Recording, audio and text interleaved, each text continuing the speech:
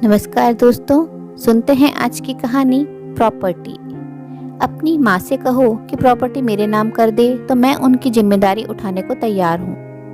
रात के 2 बज रहे हैं पर मुझे नींद नहीं आ रही। मन बहुत उदास है। एक बार पलटकर पति राहुल की तरफ देखा तो वो बड़ी ही सुकून भरी नींद में सो रहे थे। एक बार तो देखकर मन घृणा से भर गया।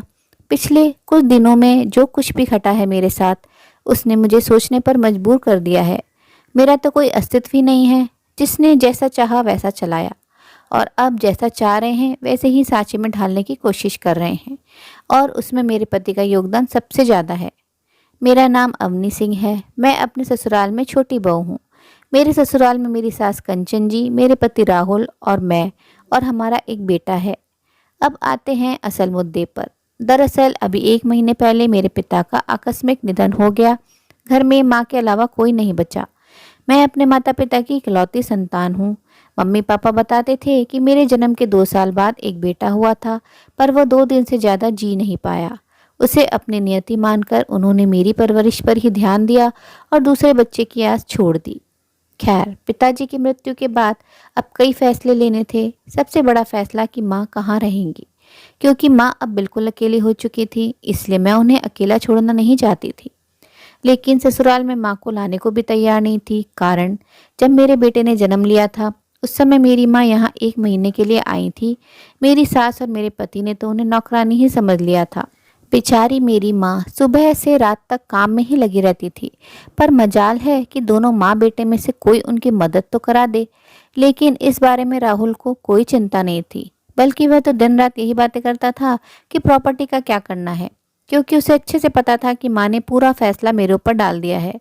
लेकिन मैं तो यह देखकर हैरान थी कि ससुराल में तो मुझे कभी निर्णय लेने नहीं दिया जाता था। आज मेरे मायके में भी मुझे फैसले लेने का हक नहीं था।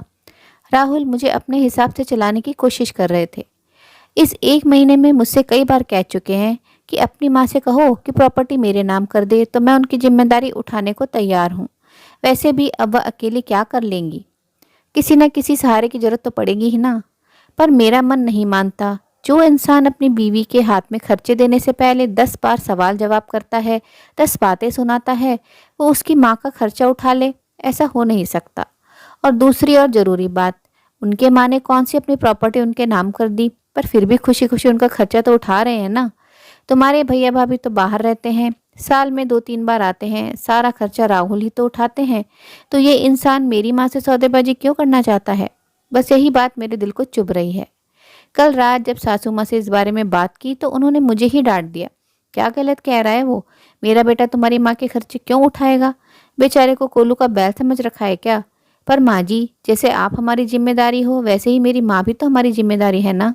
तू मेरी बराबरी अपनी माँ से कर रही है। मैंने अपने बेटे को जन्म दिया है, पाल पोस कर बड़ा किया है। बदले में वह मेरी सेवा कर रहा है तो तुझे देखकर जलन हो रही है। इतना ही सेवा करवाने का शौक था तो एक बेटा और पैदा कर लेती तेरी माँ।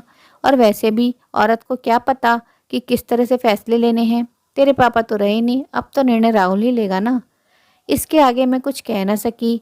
गलत तो कुछ कह नहीं रही थी वो। मैं बेटी हूँ, बेटा नहीं, यह मेरी सास ने बता दिया था। पर बेटा मजबूत हो और बेटी कमजोर, ऐसा हो नहीं सकता। अब मेरे दिमाग में एक ही बात है। मैं निर्णय ले चुकी हूँ कि मुझे क्या करना है।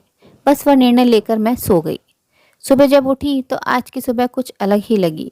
मैं जल्दी जल्दी घर के काम कर रही थी। मुझे देखकर मेरी सासू माँ राहुल से बोली, आज बहू को कहीं जाना है क्या? बड़ी जल्दी जल्दी काम निपटा रही है। मुझे देखकर राहुल ने कहा, कहीं जा रही हो क्या तुम? हाँ, माँ के पास जा रही हूँ। क्यों? तुमने तो मुझसे पूछा भी नहीं। सोच रही हूँ कि वहाँ का घर बेच दूँ। बात सुनकर राहुल के चेहरे पर चमक आ गई।